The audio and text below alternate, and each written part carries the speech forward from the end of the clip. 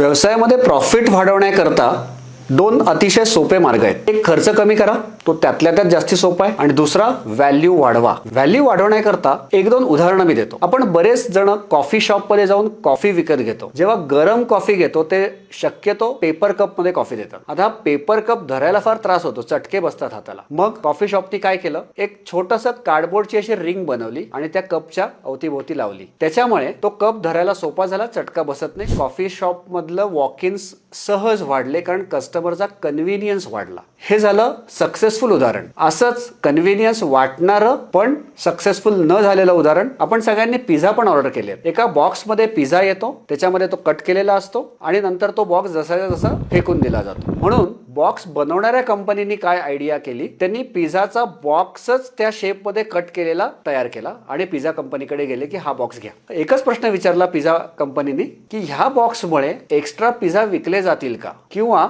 आत्ताच्या बॉक्सच्या स्ट्रक्चर मध्ये कस्टमरला काय अडचणी येत आहेत ज्याच्यामुळे हा नवीन बॉक्स घेण्याकडे कस्टमरचा कल वाढेल. त्या दोन्हीचं उत्तर निगेटिव्ह होतं. त्यामुळे हे इनोव्हेशन आहे, इनोव्हेशनच, पण सक्सेसफुल होण्याची शक्यता फार दुर्लभ असल्याने ते बाजारात फारसं आलं नाही. म्हणून इनोव्हेशन, कन्व्हिनियन्स हा आपल्याला किती वाटतोय ह्यापेक्षा आपल्या ग्राहकांना तो किती गरजेचा आहे आणि किती वाटतो आहे ह्याकडे लक्ष दिलं गेलं पाहिजे.